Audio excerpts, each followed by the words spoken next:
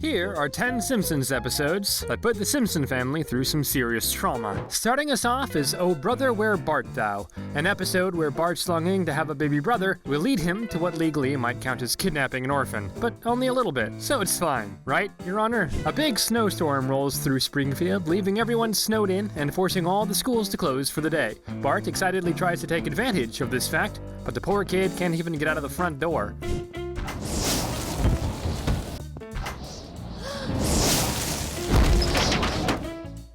Smart way to spend a snowy day. So, Bart tries to spend the day playing video games instead, only for the power to get knocked out by the storm. He thinks he can spend time watching TV instead, until Marge reminds him about how electricity works. Alright, I'll watch a DVD.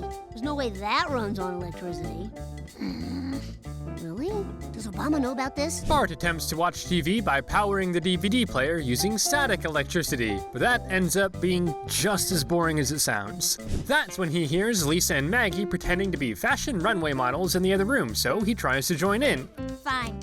Get this on in 2 minutes, lose the attitude, and for God's sake, suck in that pooch. Go, go, go! Bart goes along and plays with them, up until he realizes he's wearing Hello Kitty tights, which he tries to pull off in disgust. He wonders out loud why he'd ever want to play with two lame-o girls. Lisa says it's because he envies their sisterly bond, something he'll never have. And then she adds some salt to the wound while she's at it. We'll be closer than best friends for the rest of our lives, but you'll never know what that's like, because you won't ever have a brother. Jeez, Lisa, Bart hasn't even done anything yet. Why are you punching down on him so hard? Bart tries to insist he doesn't need a brother, since he's a badass loner like Wolverine. But after he has a dream about Brotown, USA, a place filled with various brothers from throughout history, like the Blues Brothers or the Wright Brothers. I want to turn! You've got the bike! It's not the same. Bart wakes up and realizes he needs to get a baby brother, but he doesn't have any luck trying to convince Homer to see the same way. Son, I love you kids, but I'm only going to the hospital one more time in my life and I ain't coming out. When Bart complains about this to some of his friends, Nelson suggests he tries tricking his parents into having another kid, and for some reason they decided to do a South Park reference for this bit. Oh my God, I killed Kenny. Ralph. No, I killed Kenny yesterday. What did I do now? Don't worry, a kid getting hit by a bus isn't the traumatic part of this episode. Bart first tries to trick his parents by serving them a romantic dinner, but they end up being too full of food to get into the love-making mood. He then leaves a DVD of the Kama Sutra in the bedroom, but this just results in them hurting themselves. Do more minor adjustments, and... Because they're old, you see. Bart's final idea is given to him by the bullies, where he tries to switch out Marge's birth control pills with Tic Tacs. Nice and legally distinct. But Marge catches him doing this, and when he explains himself, she says that she and Homer are happy with just 3 kids. What about what I want? I'd help you take care of them. Remember those hamsters you were going to take care of? Oh my God, the hamsters! She also says that there would be a chance of them having a third girl instead, causing Bart to have a horrific vision of what a future with 3 sisters would be like, which he decides he can't risk. Right, I can't risk another girl. Use whatever birth control you want. It's your body. That's right! It is! So Bart tries adopting an orphan boy instead. But 10-year-old kids can't adopt other kids. So Bart walks away empty-handed. But Bart wakes up to a surprise the following morning when a random boy covers his face with shaving cream. I'm Bart Simpson. Who the hell are you? I'm your new brother. Are you from the orphanage? Or do I really not understand how babies are born? Bart and the boy, whose name is Charlie, quickly start getting along, but Bart wonders why he was never adopted. Charlie says it's because people only ever adopt babies, and Bart already has to deal with a baby anyway. Shop it somewhere else, sister. Okay, you have to admit, that's one adorable baby. Excited to now have her brother, Bart takes Charlie to school and shows him off to the other kids, who naturally ask why they've never seen him before. He was born with 2 noses, and we hid him away till we could afford to cut one off. Bart and Charlie then head off to do plenty of brotherly activities around Springfield, like stealing Barney's clothes for a snowman and throwing snowballs at Principal Skinner. But then Lisa happens to come across them at the Quickie Mart, and she says that he needs to take Charlie back to the orphanage. Obviously, Bart disagrees. You're just jealous because now I've got what you've got with Maggie. Only better because we're dudes with tudes. Kids, calm down. But things take a turn after this, when Bart decides it'll be a good idea to take Charlie to see Sever 5, an incredibly gory horror movie. And because Charlie is, probably not even 6 years old yet, this turns out to be a terrible idea that leaves him terrified. The boogeyman's gonna eat my brain! I'm sorry. I guess having a little brother's more responsibility than I thought, especially because I thought it'd be no responsibility at all. Suddenly, Chief Wiggum jumps out of some bushes and tries to take Charlie back to the orphanage. It seems that Bart had a bad influence on Charlie as he tricks Chief Wiggum to help Bart. Hey, no. What do you think you're... Oh, my snout! My beautiful snout! Wiggum, recovering surprisingly fast from being pepper sprayed, then chases after the two boys, so they're forced to hide by digging themselves a hiding spot inside a bunch of piled up snow. And it works for all of 3 minutes before Lisa shows up, and she tries to convince Bart to take Charlie back to the orphanage, leading to a dilemma for Bart.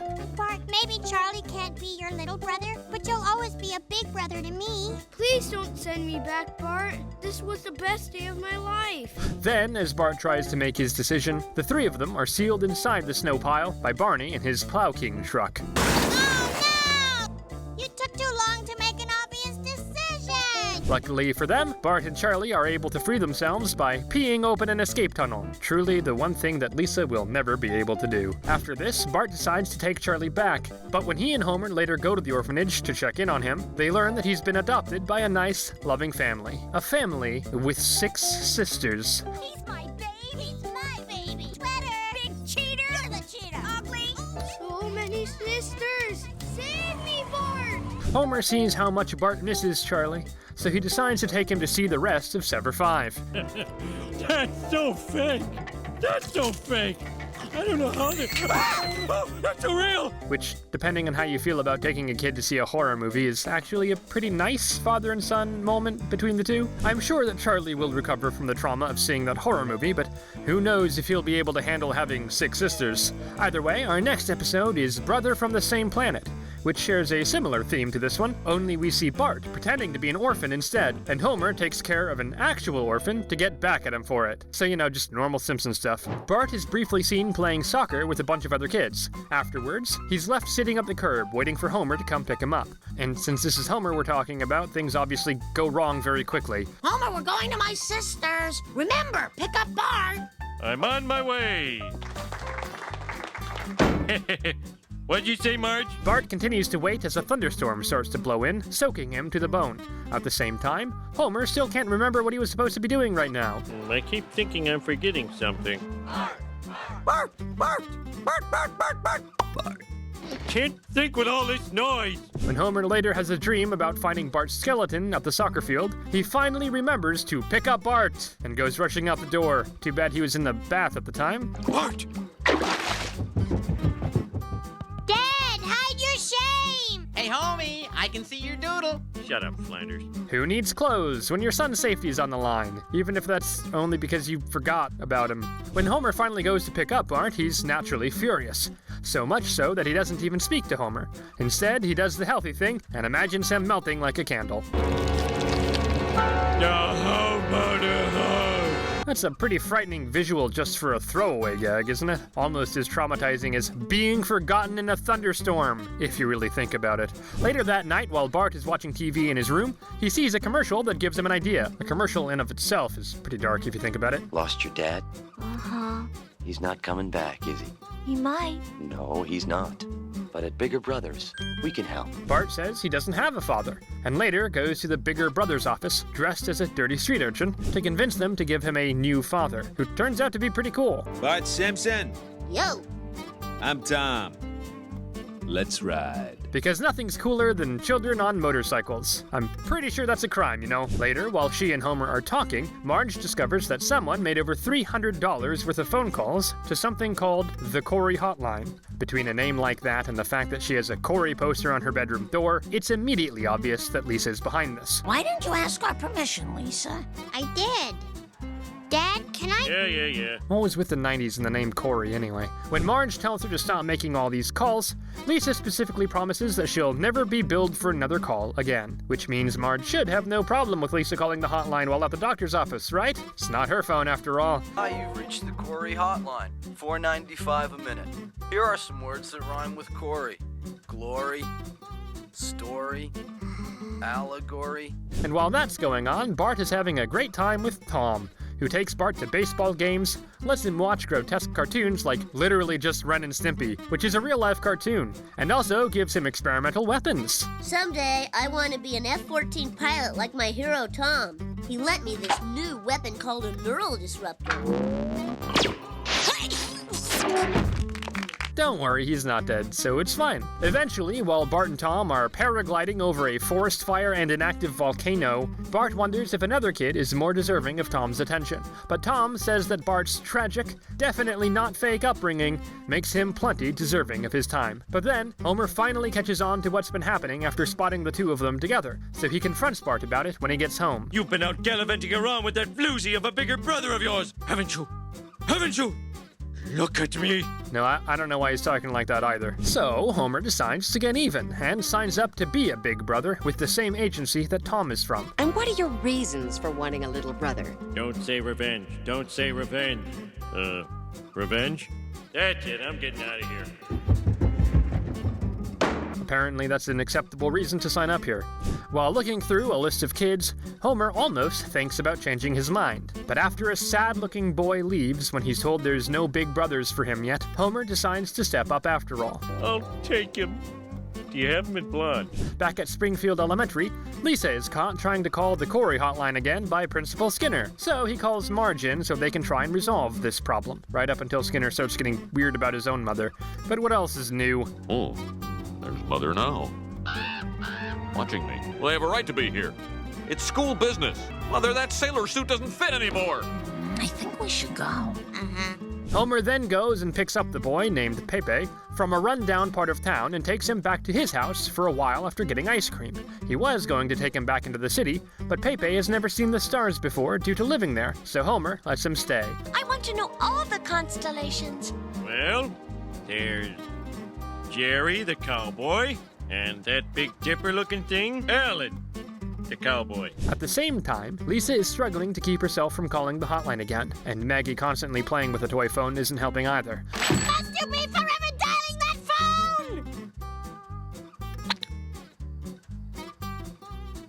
Excuse me. Luckily, despite what Marge thinks at first, Lisa is able to make it all the way to midnight without calling the Corey hotline again. So that wraps up the B-plot nicely. Later on, despite Homer trying to get things back to normal, the two boys are still set on abusing a non-profit organization to get back at each other. This continues as both Bart and Homer attend a marine life show with Tom and Pepe, respectively. You know, the whale is not really a fish. They're mammals like you and me. Is that true? No. Things suddenly take a turn when Homer runs into Bart and Tom, and Homer reveals that he's actually Bart's father. And after hearing all of Bart's mostly made-up stories about Homer, Tom gets angry. His father, the drunken gambler? That's right, and who might you be? The first punch leads to an all-out brawl between Homer and Tom that takes them across downtown Springfield, while Bart and Pepe watch. But it all comes to a sudden, painful stop, with one last flurry of punches from Tom. This is even more painful than it looks. This results in Homer heading to the hospital, and Bart feeling bad over his real dad getting hurt. So a fire hydrant is the breaking point between a petty dispute. Good to know. And because of this, Tom and Pepe both need to find a new little brother and big brother, respectively. If only there was something they could do. I already bought a giant ham for dinner. It's gonna go to waste. I'm so hungry. Well, goodbye. Wait, I've got an idea. Luckily, Bart had the sense to step in. So Pepe and Tom both end up getting a happy ending, and the bigger brothers company won't be abused by the Simpsons anymore, which is also good. Back at home, Bart and Homer finally forgive one another over all this drama, and the two even bond a little as Homer teaches Bart how to fight dirty. And then when he's lying out on the ground, Yeah, kick him in the rib, yeah, step on his neck, yeah. and and run like hell. So, in the end, despite both the emotional and physical trauma suffered in this episode, at least things turned out okay, right? And while these last two episodes were about Bart dealing with some trauma himself, in this next episode, a totally fun thing that Bart will never do again, we'll see Bart inflicting trauma on other people instead. A literal boatload of people, in fact. The episode begins with Bart going through an entire week of school, where basically the same thing happens every day, and each day ends with Bart being completely bored of how repetitive his life is. Sorry, kid, but there comes a day when that just doesn't do anything anymore. But Bart seemingly gets an answer to his prayers when he sees a commercial for a week-long cruise, and he immediately goes to try and convince his parents to take them on vacation. But cruises are expensive, and apparently it's hard to buy expensive things when Homer keeps picking up the tabs for his friends at Mr. Steak. Do you know why I go to Mr. Steak? Because at Mr. Steak, they don't get mad at me for spending a lot of money. Bart then tries to get tickets himself, but even the most life-threateningly cheap cabins are too much. Luckily, Lisa accidentally gives him an idea. What? Bart's been raptured! And his crap's been craptured! But even after Bart sells literally everything he has, he still doesn't have enough money. I woke up and the money jar was full. That means the devil accepted my bargain. Now, to uphold my end of the deal. Snowball 2! No! No, it wasn't the devil. It turns out that Marge had everyone sell something special so that they could afford an economy cabin on the cruise. But when they get to the cruise, they learn that they were upgraded from economy class at the last moment, and then upgraded again. Oh, I knew it. It was all a dream. No, honey, you just passed out when you saw the private bedroom in our triple upgrade. If only that's how vacations worked in real life, am I right, folks? Between the bathroom being stocked with enough towels, the boat having a bunch of movies that haven't even been released yet, and the ship even having a fun schedule full of fun things to do. There's so much to do. Laser tag, water slide, bobsled. Oh, ice cream snowball fight starts in 5 minutes. It looks like this will be the perfect vacation that everyone dreams about, including the parents, if you know what I mean. And the ocean will do all of the work. Ocean sex rules! Go to hell, land sex! Bart runs around the whole ship doing every fun and mildly dangerous thing he can. Then he and the rest of the family go to a grand dinner during the halfway point of the voyage, where the ship's activity director sings a song that makes Bart realize something horrible. Enjoy it while you're here. 1 week of glitz and glam instead of pain and fear. Little on the nose, don't you think? Activity director Rowan Prittis. Bart runs out of the dining hall as he realizes that while the cruise might be fun, it only lasts a week before it's back to the usual daily grind. Realizing this, Bart then imagines what his future might be like. Only good week of my life. I know this is just a cartoon and all that, but geez, this is a rather morbid joke, and it's only gonna get worse when you see where it leads to. Bart desperately wants his vacation to last forever, so he comes up with a plan. Later that night, an alarm suddenly blares, and an emergency message from the American military plays on a giant TV screen. Unprecedented threat requires a worldwide quarantine. All ships must remain at sea until further. Humanity must endure. While everyone on the ship begins to panic, Bart looks over the crowd with a grin, as we see that the military message was actually from one of the unreleased movies the ship has in stock.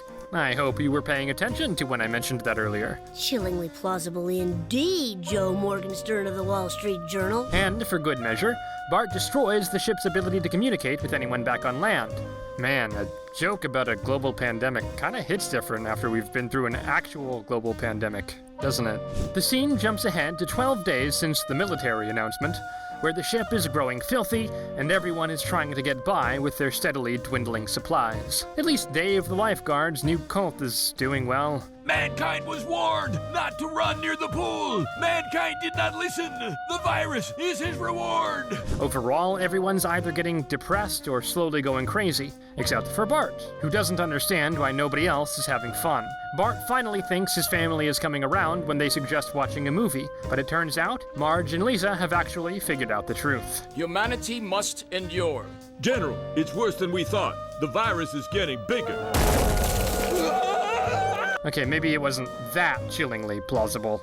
So Bart is forced to go to the sorta crazy director Rowan and admit the truth in front of everyone on the ship. But the warning from the general! That was just Treat Williams in a virus movie. You know, I thought that general looked familiar. What? I'm in a lot of movies. Everyone else on the ship is furious with not only Bart, but the entire Simpson family. And Bart still doesn't understand why everyone is mad about getting some extra vacation. Marge tries to calm everyone down by saying how the Bible says you should forgive others, which only results in them getting abandoned on the shores of Antarctica. After this, I'll be lucky to get work on a clothing-optional Jimmy Buffett cruise. What about the duty-free stuff we bought? Everyone else is obviously mad at Bart, but he tries to reason with them about why he did it. Lisa, you made friends with kids just like you. Mom and Dad, you were more happy and in love than I ever saw you. It was the best week of all of our lives. After all Bart wanted was to let them have fun forever. And with that said, they all seem to forgive him, except Homer. Joke on my numb blue hands!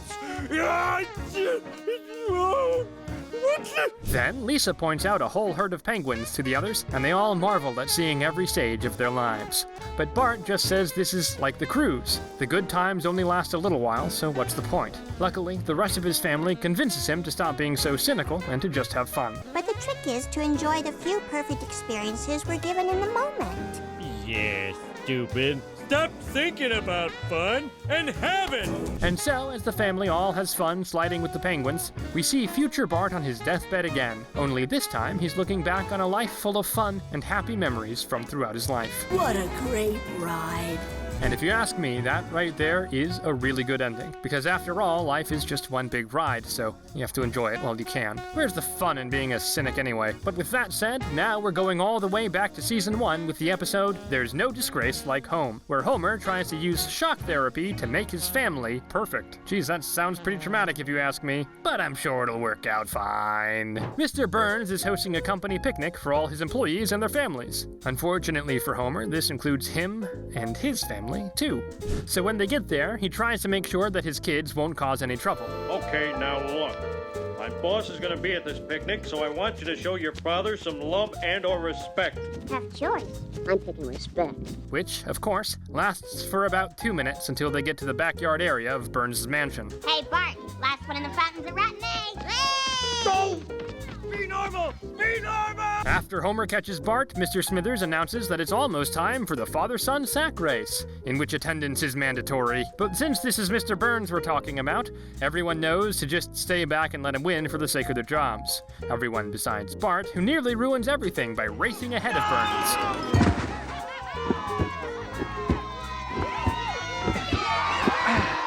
Close one this year. And it's not just the kids who are causing trouble either, because someone spiked the punch bowl with alcohol, and now all the moms are tipsy, including Marge. Drink the drink that I have made. Hey, brother, more than one. He's here unless my one and only. Goodbye, friends, and don't be lonely. Luckily, after Burns does his big toast and only threatens to release the hounds a little bit, the picnic comes to a close before anything too bad happens. But when Homer and the family get out to the parking lot, he sees another family acting normal, leading Homer to imagine a rather frightening comparison between their family and his. This is where you belong.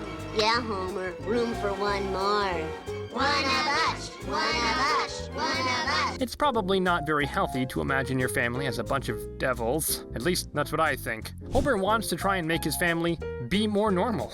So instead of watching TV while eating dinner, he tries to eat at the dinner table while saying grace. But that just ends up with him complaining about everything that happened at the picnic to the big man upstairs. I'm sorry, Marge, but sometimes I think we're the worst family in town. Maybe we should move to a larger community.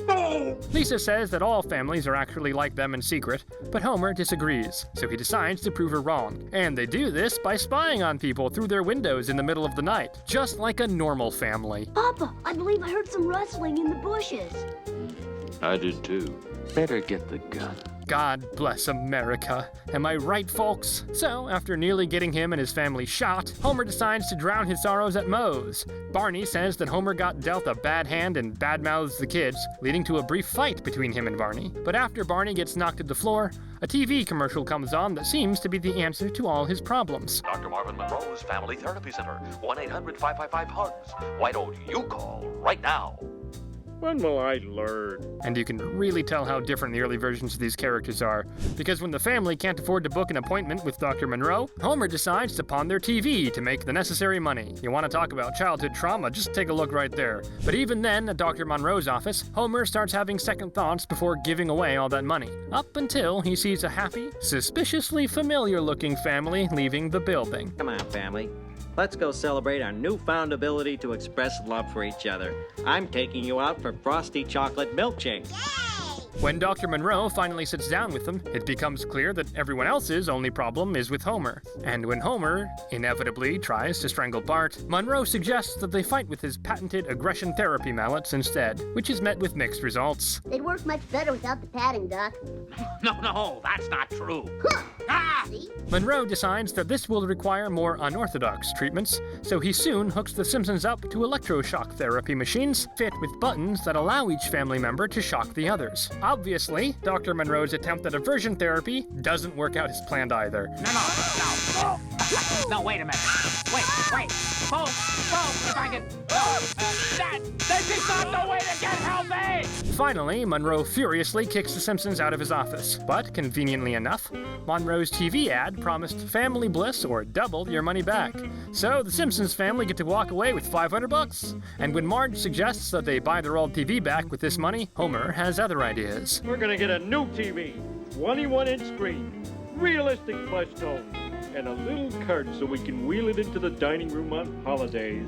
So, in the end, the family gets to walk away with both the money and the family bliss after all. And all it took was a lot of physical violence. Whoever said that money can't buy happiness? But as we all know, family happiness is boring. So let's move on to the episode Codependence Day, where we'll see Homer frame Marge for a drunk driving accident. That sounds way more exciting and traumatic, wouldn't you agree? Homer takes Bart and Lisa to see the brand new, long-awaited Cosmic Wars movie, and along with every other nerd in town, they quickly grow bored with how much the movie focuses on in-universe politics.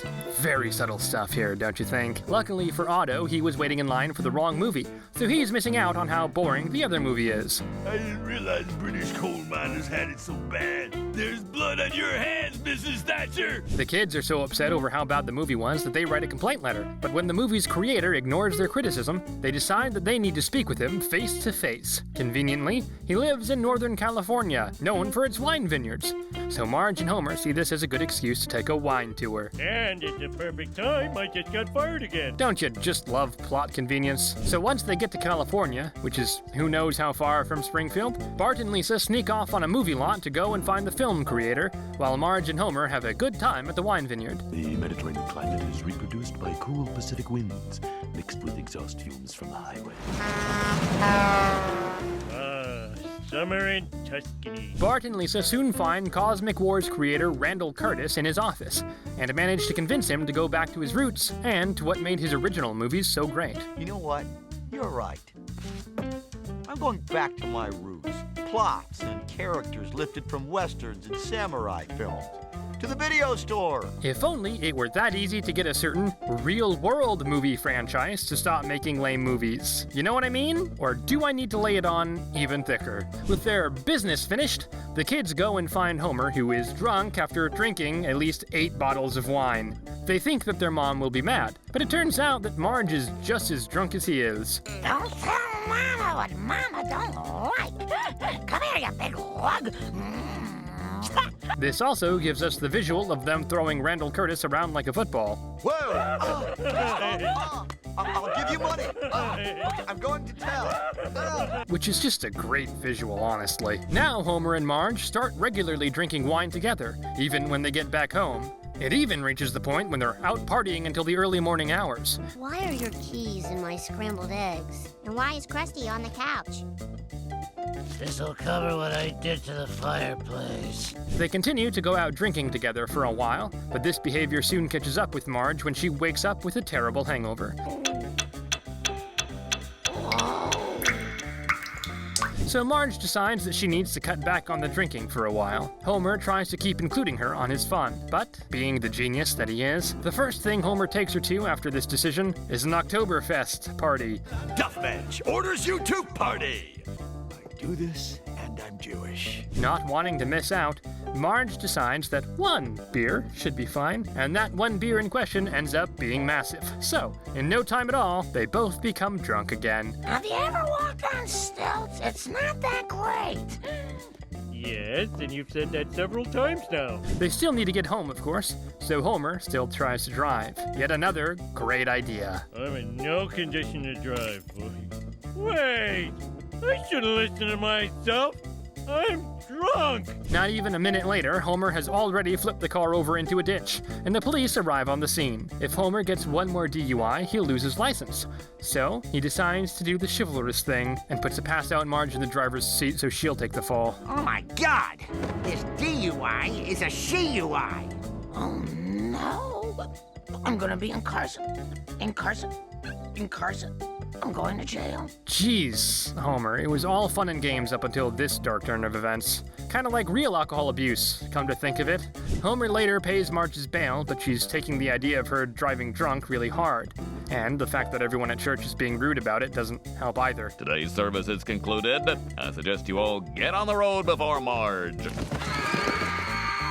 Luckily for her, Barney comes up and gives her a pamphlet for a rehab center, because I guess he stopped being a miserable drunk for a while at this point in the show. Either way, Marge decides to check herself in so she can get help. My drinking problem is out of control. At Oktoberfest, all I could think about was beer.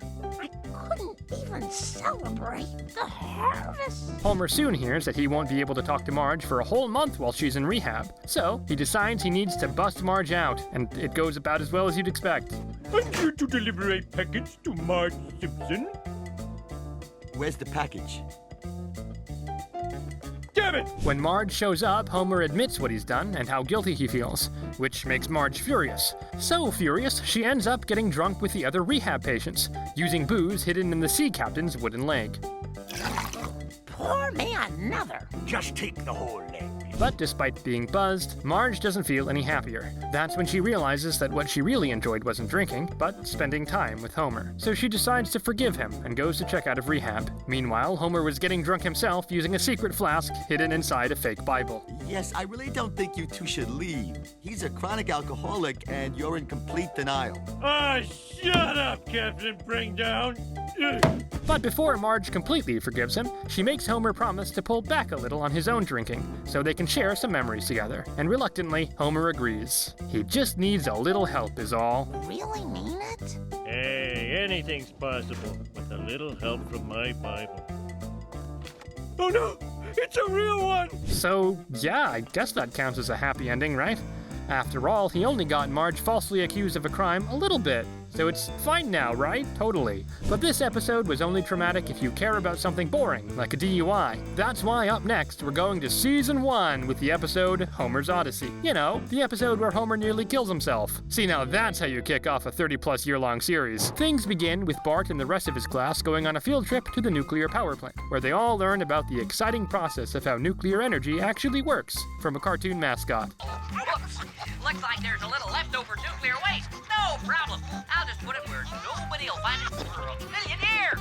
In short, the entire process is basically just boiling water, just with a higher risk of your teeth and hair falling out. And while the kids are being taken on tour by the early version of Mr. Smithers, who's black with blue hair, Homer passes by in a little cart, and with a little help from Bart, he causes an accident. Hello, I'm up here! Oh, hi, boy!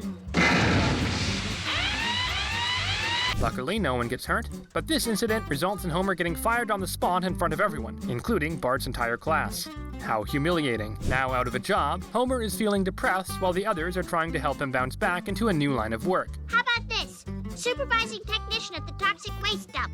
I'm no supervising technician, I'm a technical supervisor. His family does convince him not to give up, though, and Homer sets out to find a new job. Of course, things don't ever go as planned for Homer, do they? Watch out, Springfield. Here I come.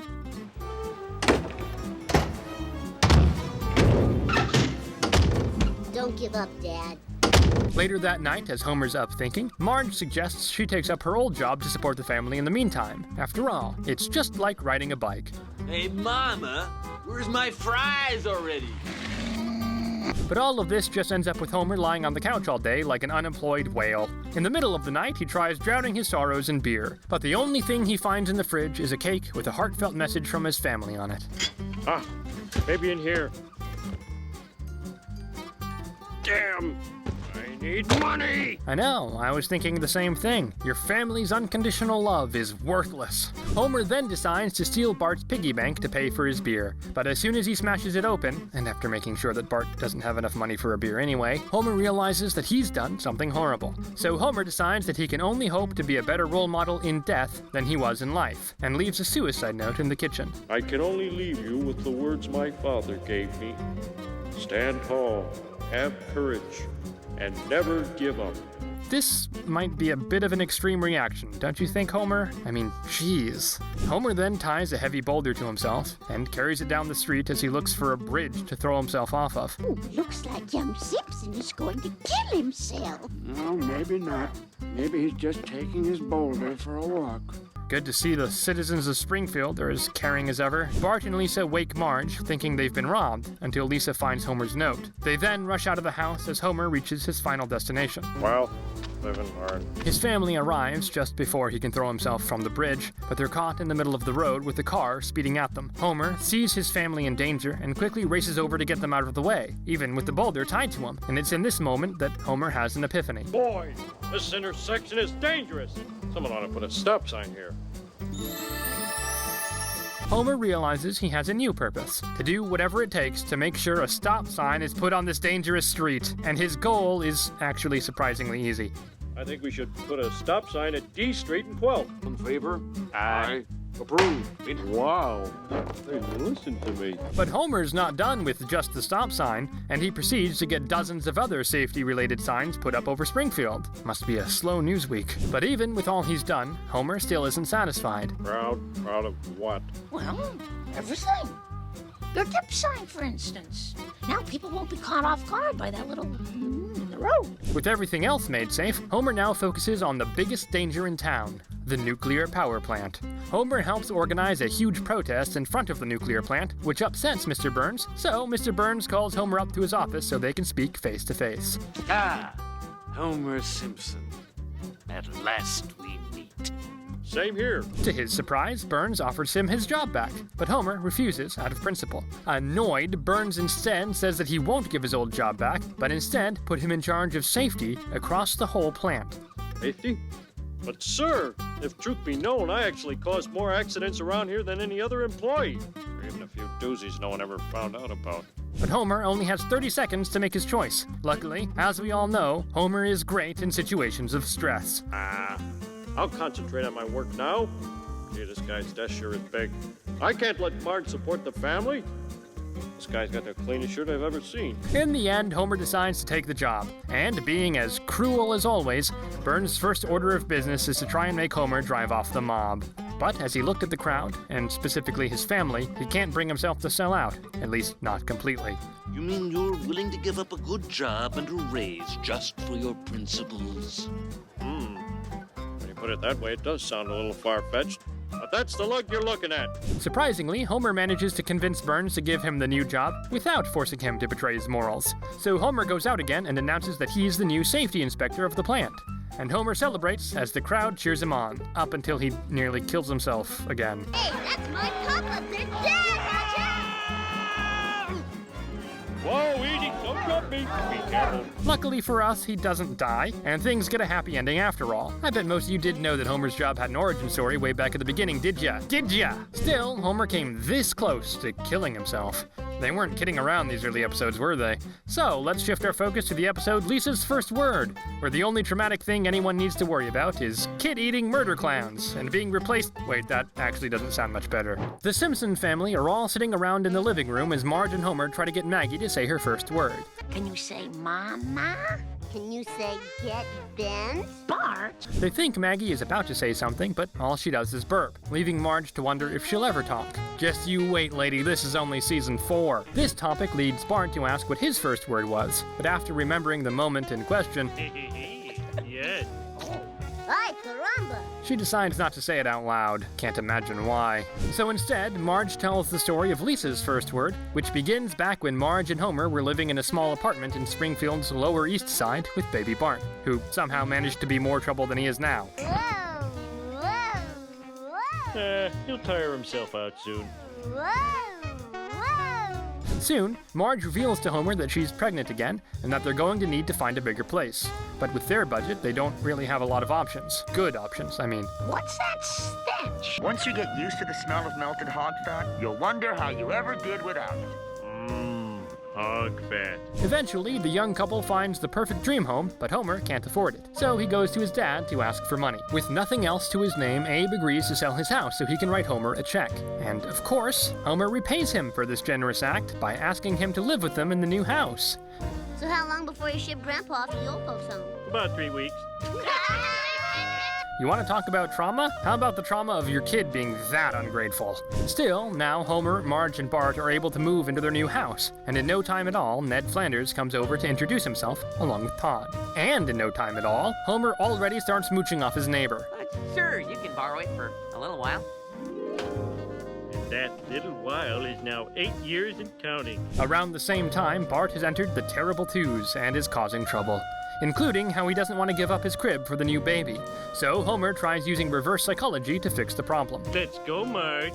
Leave the baby with his little crib. So when that obviously fails, Homer instead builds Bart a new bed that looks like a clown, since he knows Bart is a fan of Krusty. And on paper, that seems like a nice idea. But in practice, not so much. If you should die before you wake. I'm sure that won't have any long-lasting effects on his psyche.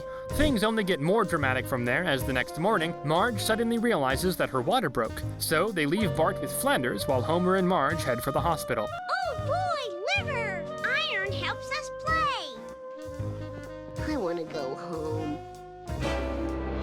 No, I don't. You know, this itself might be its own special kind of trauma. After Lisa is born, Marge is worried that Bart might be jealous after reading about it in Fretful Mother magazine. But surely that worry will be proven wrong when they take Lisa home, right? Well, Bart, what do you think of little Lisa?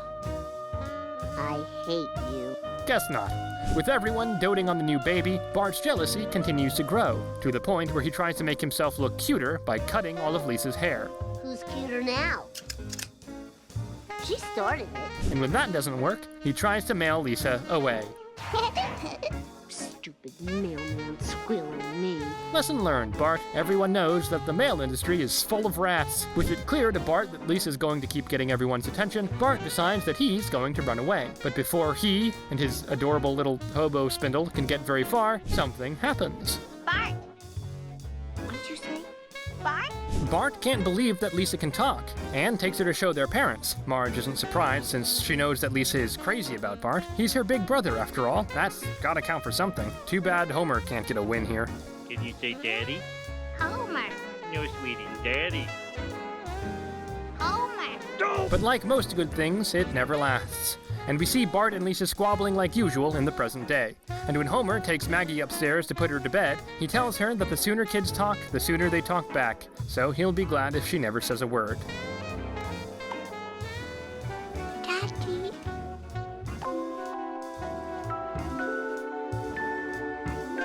Of course, you can't always get what you want, but you can always get what you need. And in this case, I'd say that's way better. So, at least we know that Maggie's doing just fine. But the same can't be said for Bart in this next episode, titled Bart Sells His Soul, where we'll see... Actually, I guess we already know what's gonna happen, don't we? Just before church begins, Bart takes advantage of being a church usher to swap out today's hymn with the song Inagata da Vida by Iron Butterfly. At least this prank comes with good lyrics, right? Once Reverend Lovejoy realizes what's happened, he takes all the children in church aside and makes them repeat a list of horrific things that would happen to them in hell should they try lying to him. Can you guess which kid breaks first? Where my tongue will be torn out by ravenous birds. Bart did it! That part right there! Milhouse! But still, you know what they say about snitches. So Milhouse is also dragged along with Bart and forced to clean all the pipes on the church's pipe organ. Milhouse explains how he didn't want his soul to get pecked at by birds forever, but Bart doesn't believe that's a good excuse. Soul? Come on, Milhouse. There's no such thing as a soul. It's just something they made up to scare kids, like the Boogeyman or Michael Jackson. Milhouse then suggests that if Bart is so sure he doesn't really have a soul, he should sell it to him. Bart quickly agrees and sells the ownership of his soul to Milhouse for $5. There you go. One soul. Pleasure doing business with you. Anytime, chum. You know, if you ever try selling your soul, maybe don't settle for as little as $5. But Bart doesn't see this as a big deal at first. It's only when weird things start to happen, like automatic doors not opening for him and being unable to laugh at an Itchy and Scratchy cartoon, that Bart begins to worry. I know that's funny, but I'm just not laughing. Not even physically injuring his father does the trick. So Bart heads over to Milhouse's house to buy his soul back, but it doesn't go according to plan. Oh, you want to buy it back, Bart? Sure, no problem. $50. What? Who's stupid now, huh? Later, when Marge is putting Bart to bed, she notices something off about his hug. And when Bart says there's something wrong, she tries to guess what it is. It's not fear of nuclear war. It's not swim test anxiety. When Bart suggests that he doesn't have a soul, Marge laughs it off, saying that he's not a monster, and he doesn't need to worry about something like that. Talk about a poor choice of words. Bart then has a nightmare about every other kid in town playing with their souls and all going together to Totally Not the Emerald City from the Wizard of Oz in rowboats, and he's unable to join them since Milhouse has his soul as well as his own. Bart, it's time to end this dream, and don't forget the standard scream. Later, when the Simpsons family heads out to Uncle Moe's family feed bag, because that also happens in this episode, Lisa continues to mess with Bart over his lack of soul by saying grace before they eat. Lord have mercy on my soul, and Mom's soul, and Dad's soul, and Maggie's soul. Geez, Lisa, he didn't even do anything this episode. What happened to all that concern from earlier? Bart can't take this feeling anymore, so he runs out of the restaurant to go and find Milhouse. Bart, you didn't finish your spaghetti and mo balls. Silence, you fool. It can be hard. Run, boy!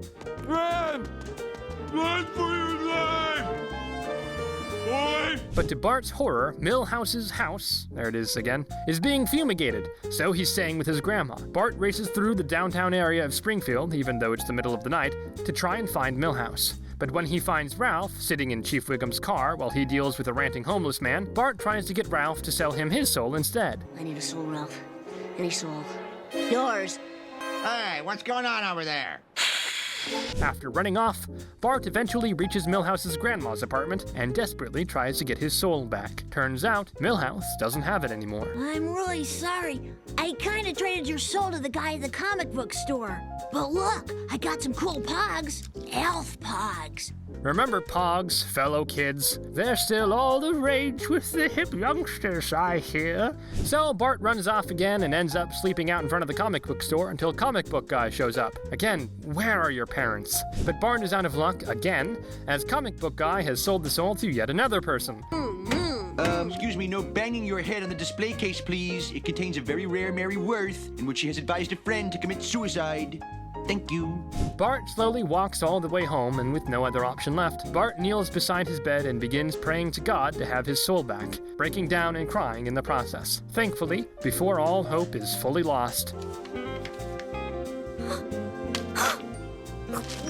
Lisa, you bought this? With the change in my piggy bank. Bart thanks Lisa, and Lisa says that some philosophers believe you don't get a soul when you're born, but you have to earn it through suffering and thought and prayer, like Bart did. At the same time, Bart just eats the piece of paper with Bart's soul on it, and goes on to have the dream about souls again, this time reunited with his own.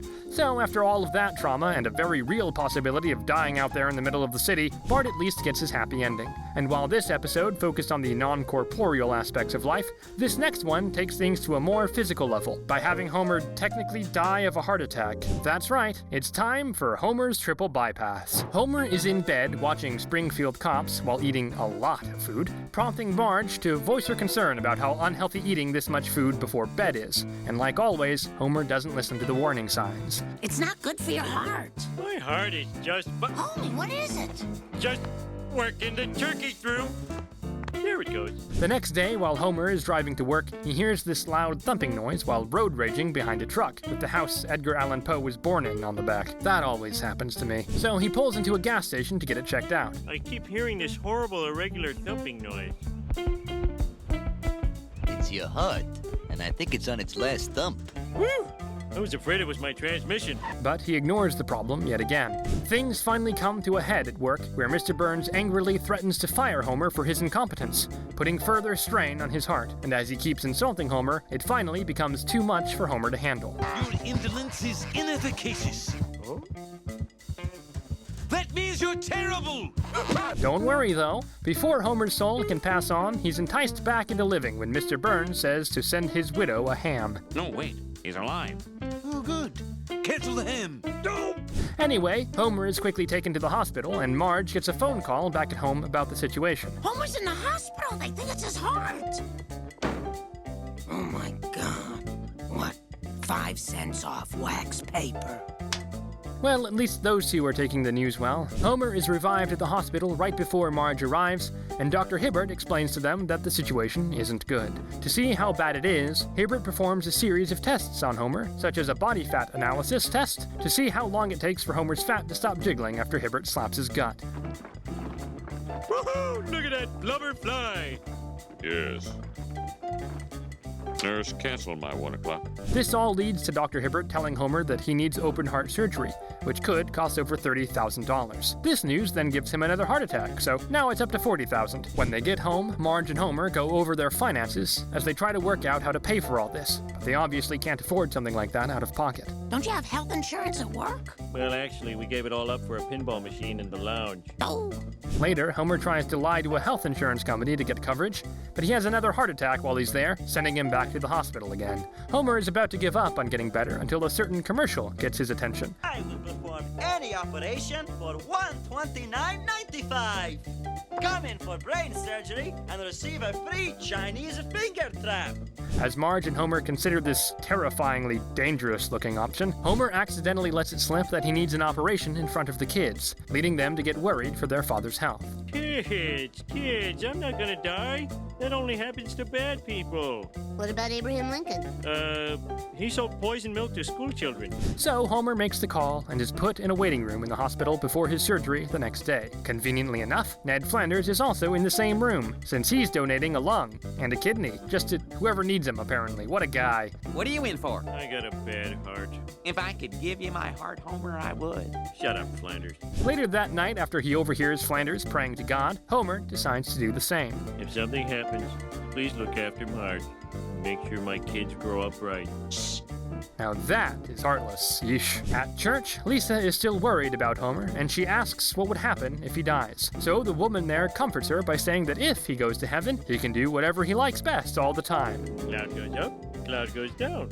Cloud goes up, cloud goes down. Bed goes up, bed goes down. Don't love how she still said if, even at a time like this, but whatever. At the hospital, Homer is getting visited by his father and his friends, while Dr. Nick is busy watching a videotape of how to do heart surgery. Always a good sign. Insert the retractor and crank it until the ribs swing open like a rusty drawbridge.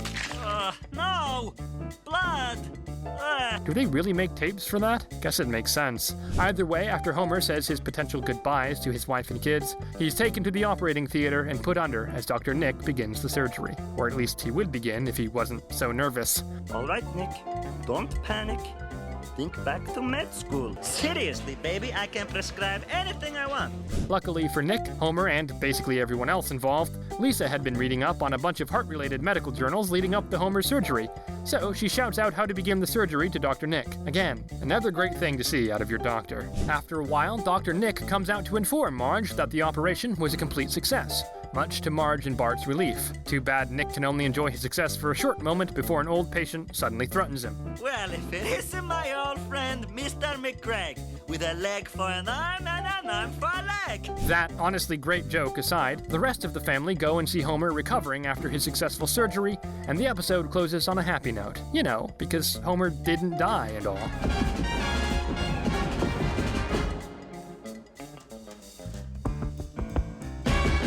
Now, thinking that you probably might die during intensive surgery is traumatic enough, but not nearly as traumatic as thinking that you're definitely going to die.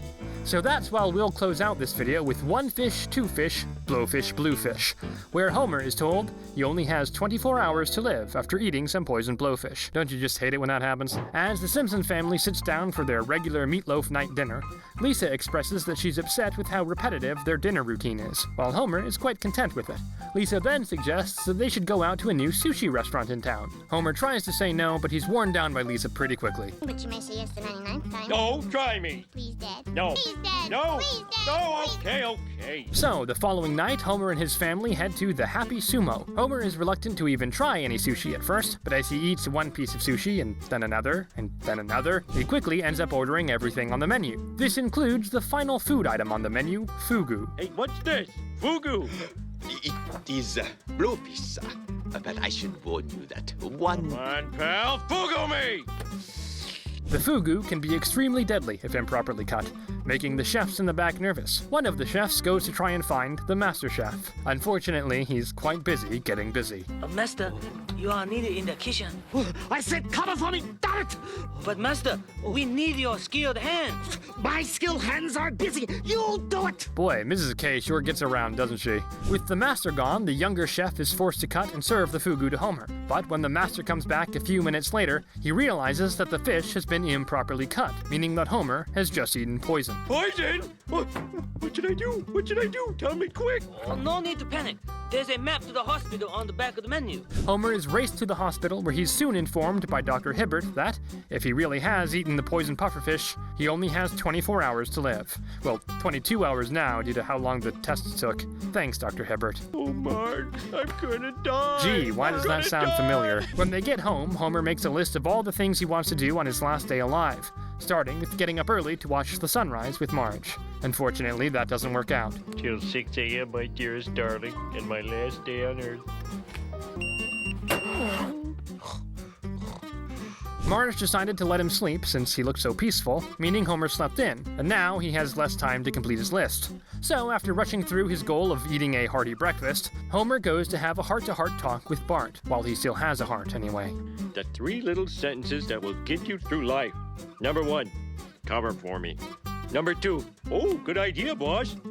Number 3, like that when I got here. After that, he shows Bart how to shave, including the most important steps of putting toilet paper on any spot that's bleeding, and then powering through the feeling of aftershave in your wounds. With that goal done, he goes to Lisa's room for his next goal, listening to Lisa play her sax.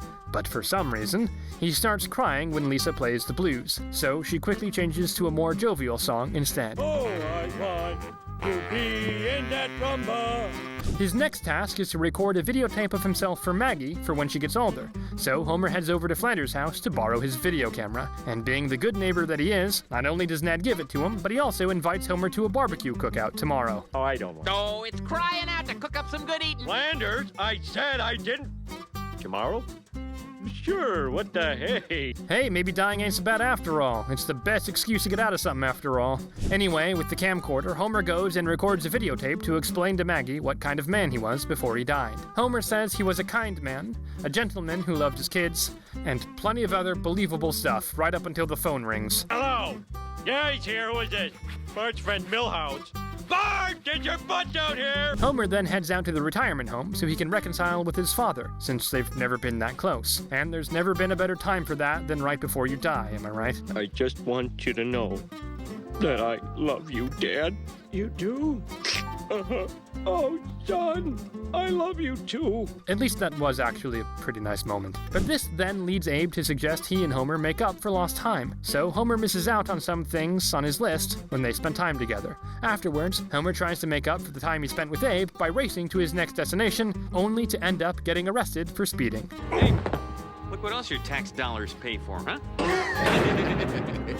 Can I make a Homer says ACAB joke here, or would that be pushing it? You know what, better play it safe. Homer doesn't want to drag Marge into his mess since it's their last day on Earth together, so instead he calls Barney with his obligatory prison phone call. Gotta help me, Barney, I'm in jail. You are? Hey, Homer, go to the window. Hi, neighbor, I can see you! And while Homer is busy rotting in jail, Marge is left waiting at the dinner table after having dressed herself and the kids up in their best attires. Why are we waiting for Dad? Because we love your father and enjoy his company. Why are we really waiting for Dad? Guess it's true what they say. that dying can be worse for the people who have to stick around and deal with it than the guy who actually died. After bailing him out, Barney complains that Homer wasn't even going to stop by for one last beer at Moe's while driving him home. Homer said there was lots of things he didn't get to do today, such as telling off his boss. Conveniently enough, Homer gets to do just that when he spots Burns in a nearby park. Hey, Bert! Eat my short! Guess Bart gets it from his father. Who would have thought? After this, Barney convinces Homer that he does have just enough time left for one last beer at Moe's. He tries to call Marge while he's there, but the line is busy thanks to one of Bart's crank calls. So Homer tells the guys at the bar how much they mean to him, and he doesn't mince words either. I love you, Barney. Whoa, how European. Come on, Barney. I gotta get home. Barney's car gets a flat tire on the way home, so Homer is forced to run back the rest of the way. And since he's already late as it is, he quickly gets through kissing the kids and telling them he loves them before he takes Marge upstairs to be intimate one last time. Afterwards, Homer goes and properly says goodbye to his children as they sleep. Goodbye, Maggie. Stay as sweet as you are. Goodbye, Lisa. I know you'll make me proud. Goodbye, Bart. I like your sheets. Anyone else getting a little teary-eyed? No? Just me? Whatever. Homer then heads downstairs to find the good book. Conveniently, he finds an audiobook version. It's even narrated by Larry King. Homer then set up a chair in front of the house's front window and sits down to listen to the words of the Bible as the sun slowly rises. And Homer, well... So I guess there's nothing more to say but...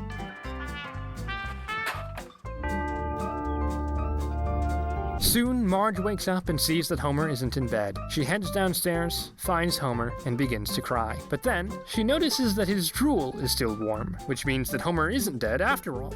Marge is ecstatic, and she quickly wakes Homer up to tell him the good news. What are you talking about? You're alive! I'm alive!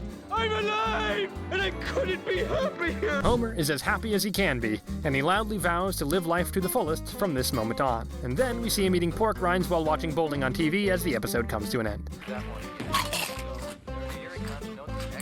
Well, they also say that you aren't wasting your life as long as you're having fun. So I guess the moral lesson of this episode was never try anything new, or else it might kill you, such as a sushi restaurant, for example. Anyway, that's the end of the video, so like and subscribe if you enjoyed it, and I'll see you in the next one.